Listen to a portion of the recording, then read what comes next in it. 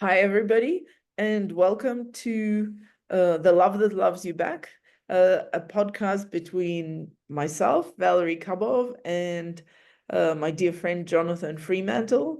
I'm an artistic miscreant, otherwise known as a self-described third-generation art professional, who's currently raising a fourth-generation art professional, uh, born in the depths of the Pale of Settlement in the former Soviet Union, and partly raised in Australia, lived and worked in London and Paris, and 15 years ago, by a quirk of fate, relocated to Zimbabwe, where I'm the co-founder of First Floor Gallery Harare, trying to figure out life, education, art, and predominantly love of art as life goes on.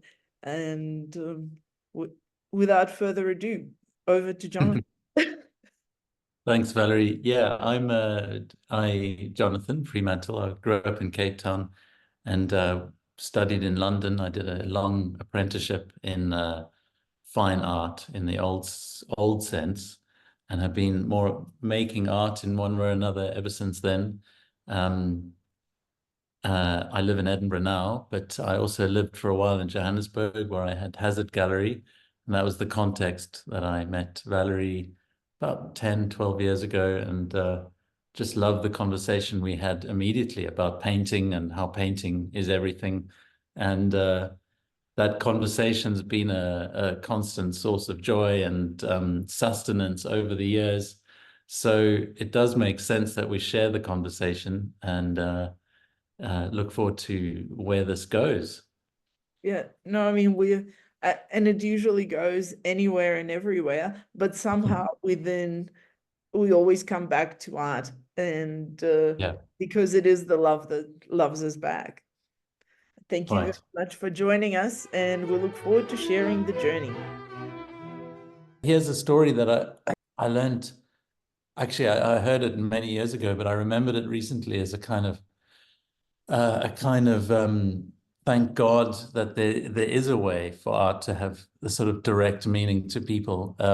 Which it came from Vasari, the guy who wrote about the Italian Renaissance artists. I mean, he was an artist The art himself, but really, historian, you mean the first? yeah, he art historian who got to paint the ceiling of the Duomo in Florence. So he knew a thing or two about art. Mm. And he did slightly invent stories, or he exaggerated things for effect, put it that way. But one of my favorite stories of his was where the Florence and Siena had a kind of rivalry, who had the best artists, who had the best patron. And Florence obviously had the Medici, which were slightly bigger. Siena was slightly smaller, but quite pluckish. And for many years, it's almost like Florence were the football team that kept winning the UEFA Champions League, year upon year. There'd be a banger, there'd be a Da Vinci masterpiece, and there'd be a Michelangelo masterpiece, and all this time, Siena's main artist, Duccio, was working on his famous altarpiece, and it took him about 5 or 6 years, I don't know how long. And the people of Siena were kind of peering through the windows into his studio, thinking, "We've got this one. This is going to win." And when he completed the thing, the people of Siena crowded into his studio and carried the artwork through the streets like it was some kind of trophy that they'd won. And it wasn't that the kind of great powers that be decided that it was good art. There was this collective recognition that a masterpiece had happened, and it was our masterpiece. It wasn't the artist and the curator or the patron. It belonged to all of us. And it gave me such joy to remember that story, because it takes the ego away from the artist and the kind of anxiety that the artist is in some way under threat. He's working for some higher power, but he's working for the people, as a connector to that place.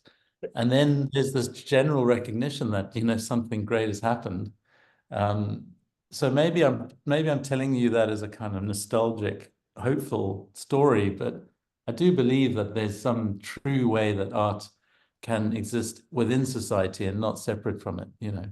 But do you not think that it's a fantastic story, but it comes from a time when there was a tangible kind of a pipeline and the connectivity between art, spirituality, and the people Yeah. spirituality, and they were both recognized as such. And I think and it's interesting. I love that you say that it removes ego to know that you're a channel, and I think that's what kind of the atheist approach to art that we've been sort of infected Yeah. by, and I'm going to use that word deliberately, uh, creates an egotism, which actually allows, and I've often argued that allows the wolf of the market in the door, because if man, person becomes, and a material individual becomes the apex, and the product, then it becomes invested with all these artificial, all these material elements, which of course can be for sale, right? And then when you detach from that ego, and it's completely inaccurate, and it's something that I've spoken about and we've spoken about for years, is that speaking every artist, in their private moments, when you talk to them, is entirely certain that they're a channel, they're a conduit, and they're not the entire author of their work. And and then you have academia that presses on them to become the entire author and the entire product, which is artificial, and creates these distortions, which in fact result in the aberrations of the market. So I would blame the academia for the fact that the market has become this ugly creature that we all sort of resent. But so, and that can be a Well, subject of a whole other it's conversation. totally, it's also it's almost like an error in understanding, like your young friend, the Zimbabwean collector, who's having a great time, a good experience. She's not seeing sort of through the curtain, if you like, into that kind of backstabbing world. Maybe there's this that offers a kind of hope. You take the kind of seriousness away from it, and and realize that let the light in, if you like, and then it is kind of pantomime, and there's an easier way to connect, maybe. Because one of the things that I was thinking about while you're talking is that part of the experience is being prepared for there being no specific outcome, right? Yeah. That's part of the art experience, because a lot of people come in with an expectation of a specific outcome, a specific message or something. And the whole point of it is they're not, which is why, but in art, it's in a way that you arrive with an expectation of there no being predictable outcome that is being open to an experience. And I think Yes. also in a contemporary society, we like specific outcomes. We're just geared towards predictable outputs to every experience, and that suspension of expectation being a deliberate outcome, creates this kind of cognitive dissonance in some people, that they, an uncertainty which hasn't been, I think in some ways people haven't identified that as being an outcome, right? And that outcome is very playful in itself, is that, oh, I don't know what's going to happen, and that's exciting. It doesn't have to be a surprise, but and I think that's anticipation that brings us back to a sense of childhood, right? Like, I don't know what's going to happen, and that is good. And Yeah. that's when the encounter, it can make me cry, it can make me laugh, whatever, and I was going to, like, and this kind of not very neatly brings me to a segue that I was thinking about, and I mentioned before about, there is the cliche of life imitates art, but I was thinking whether or not as humans we're constantly in that conversation, starting from the way we observe things in childhood, like, and just knowing as a parent, I mean, we all grow up thinking, oh, this cloud looks like a rabbit, this, we constantly try to internalize the outside world through our own experiences and references and man-made things, or the way we define the world as humans, rather than experiencing naturally. But in the art world, I was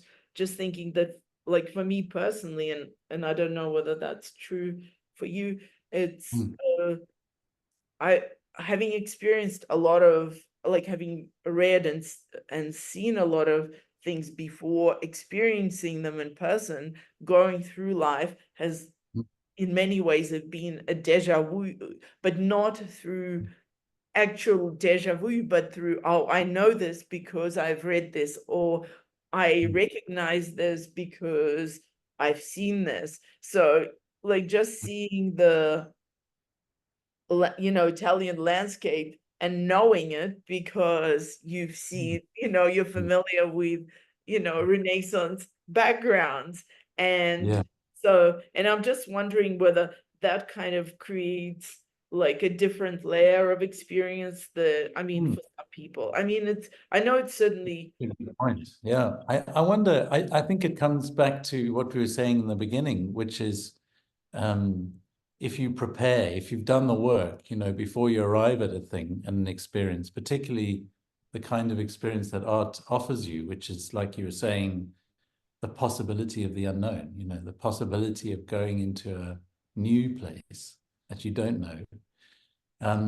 It does help to have done the research, and it's not academic research, it's experiential. You even to the point of you don't know that it's going in. You've looked at these images. I mean, I remember when I first saw the Leonardo's cartoon, which is the sketch for one of his great portraits. It's at the National Gallery, and we had a print of it at home in the house. And my father had a deep experience with this work, so added to the image that I was subliminally kind of absorbing was his story and his relationship with this image and how important it was to him. And so when I first saw it in the National Gallery, I had one of the most powerful transcendental experiences I've ever had, not just as an artwork interaction, but as a human, as a spirit. And it became a kind of a place I would go whenever I felt slightly lost. I could go to the National Gallery, I could sit in this darkened room and have this deep connection, and it would be immediate. And it's a real shame when that experience isn't happening for people, because it's not really about art being some great quest or some great elevated pursuit. It's a helpful, necessary food, sustenance. We need that.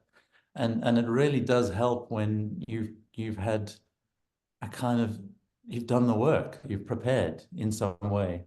And I think but I do also think that's part of the responsibility of the artist, is to kind of share the joy of the realm that they're in, so that people are prepared, and like you say, the experience the experience of sitting in front of the real thing is always going to be better.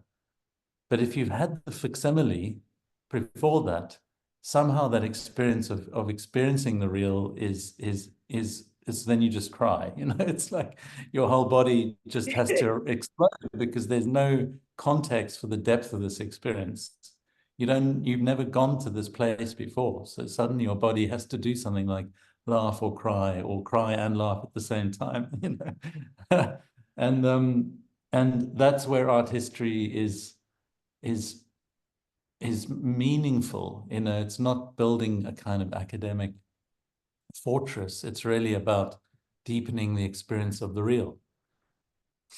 But for me also, but I was also thinking that, as far, whereas art just creates these, oh, for me, the visual art, it creates very out of body experience, like spontaneous out of body. But literature and it's just the idea of truth how art tells the truth without the need to attach itself to documentary reality.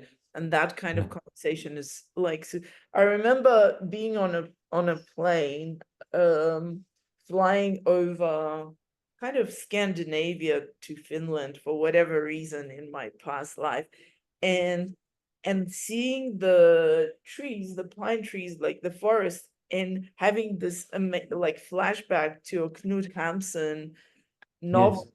and thinking, oh my God, he was just describing these trees exactly as they are. And I was really, really, like really shocked that, and this was the first time I became very conscious of the fact that art is just telling the truth, in Yes. some particular way. And it doesn't have to, and to recognize the trees from a book was like kind of stunning for me. Yes. And then once you encounter that experience, and that's what informs it, and that's why I thought, well, if you have just looked at the trees, say you live in Norway and you just see the trees, you kind of see the trees, right? And then you don't have the, you don't have that, and you may be impressed by the trees, and Yes. they're very impressive, but then having that, what we're really impressed by is a human capacity to express a tree, right? And that connection that that I didn't have a connection with trees in Norway, but now I did. No, sure. No, you do. I think you've also, there's also a kind of beautiful extra point there, which is um, there's this kind of teleportation that happens where, we refer to in our conversations to works that were made yesterday as well as works that were made 1,000 years ago, and we don't make a differentiation when we're talking about the level of connection we're making. That connection that we're having is in the present moment and deep. So there's this incredible ability to kind of stretch time or stop time, and fold it into this present experience. Uh-huh. And Quantum and entanglement, here we come. it's the folding the piece of paper. Suddenly you're and I think the body reacts with a kind of joyful burst, when it becomes free of its own kind of heavy relationship with this apparent kind of present moment, and it becomes a bigger thing.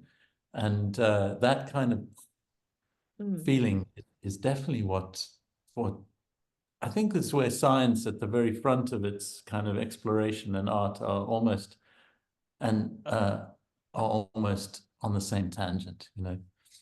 Yeah, but art as art and science as science, because yeah, but I think this is such a like a really amazing point you make about folding in time, because yeah, this is that kind of very crystal clear line that happens, is that time is entirely compressed in the moment of connection, and that in a way that a work of art is a conduit rather than rather than an end in itself. It's your opportunity to have an experience that only you can have, an opportunity to have a conversation that is entirely personal to you. I've been painting outside recently, and sometimes I try not to have any humans around me, but sometimes a human will walk past, and want to say something. And I'm generally quite open to it because they just want to connect, and they want to look at the painting. But more often than not, they'll say, "Wow, that's amazing. How long did it take?" And it's a funny question because I guess they're trying to understand how it was made, or they're trying to ascribe some value to, did it take a long time? I mean, recently I climbed to the top of a mountain and carried all my equipment with me and put a tent there, and then made a painting on the top of the mountain using the rocks from the mountain. Anyway, um, the next morning I carried on painting, and people who were summiting the mountain, had climbed early. I could see this look on their face. They're like, "What the? Who the hell is All what? right. Why? why is there a tent at the top of this mountain that shouldn't really be here? And B, what is this madman doing? And they all mostly were asking, how long did that take?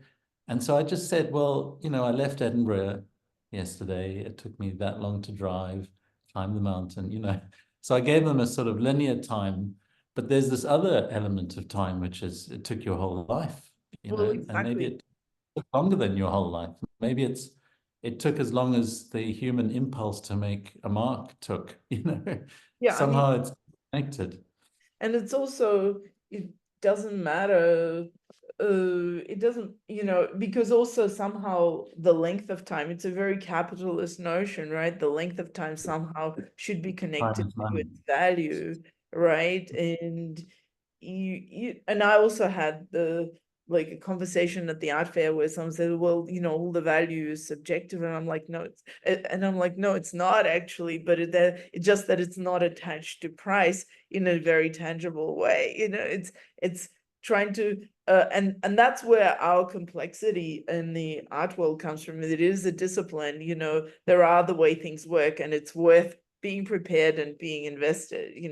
That it's not all super, like, certain things are immediately accessible and certain things are not, just like with any discipline. It's just that because there is this immediate availability of an artwork because it can be seen, right? And since 80% of our information comes from sight, people feel that being immediately seen leads to being 100% accessible, and that's, and you say some of it is and some of it is entirely not. So But all my life, I told the story in a different way until recently I revisited and realized that he was right. I was young, I was in my 20s, and I'd done a portrait for someone who was his business partner in a new restaurant. It was a portrait commission, and I look at all my early portraits as technically okay, but kind of frightened to say something original. And that's why I stopped for so long and just started again. Anyway, the guy was happy with the painting, I think, and so happy that he proposed me to Marco as the sort of solution to this problem, which was they needed a lot of art for their new restaurant. And he sent me to have lunch with him with my portfolio. I printed out all these images of the work I had available, back which in the day, photocopies, oh my God. now that I know how much work you need to do to even do one good painting, I'm embarrassed with how little I went to that meeting in preparation. I had about 10 paintings in a flip file. And I turned up and was at the restaurant that hadn't opened yet and was sort of half decorated. And he was in the kitchen cooking and designing the menu, whatever he was doing. And I was sat there, waited for him, really nervous, and I sat there for he kept me waiting for 45 minutes, maybe longer. Eventually he came and he was going to have his lunch break while he was looking at my portfolio. That was the idea. And he started eating. He didn't even look at me. And then he looked up and who are you? He said. And I said, I'm the artist that, remember your friend? And he said, oh, yeah, I sort of remember. So show me your stuff. And he flipped through it and he just went, I could see he was going, no, no, no, close the file. No, this is not going to work for us. And he hardly paid me much attention. And I remember thinking, God, that was brutal. And I told the story many times as a kind of, but I now look back and I think, God, he was so right. Because A, the work wasn't there. And B, you can't just turn up with a few images and expect that this is going to be the kind of solution. You need to earn your place. And he was at the top of his Michelin star tower. And I'm grateful to have rediscovered that because, that person showing you the images of their nephew going, isn't he brilliant? And he should have a seat at the table with you because he's brilliant. And look at this drawing of a cat. And the truth is you've got to do the work, and you don't get there. There's no shortcut. But also, don't you think that in that story, once you've paid your dues as a professional, you also achieve a certain clarity, Yeah, that is able to let exactly. you say yes or no, because and you actually don't owe people an explanation in a sense, because the explanation could take your whole, it's like when I walk into a studio with an artist and I just kind of say, oh, blue is your friend, right? And like everyone, and I honestly, in that moment, it's I know that that is an absolute true, and if they fall and it works 100% of the time. But if I Mm. had to reverse engineer that call, I could probably write essays miles saying, well, actually, Yeah. because there's this, and then there's and at a certain point, it's a yes or no, and that is okay. That that's and also he's a very busy guy, right? Like No, he's a it's busy a guy. real graceful thing that happens when you can revisit these big moments. Because there was a big moment for me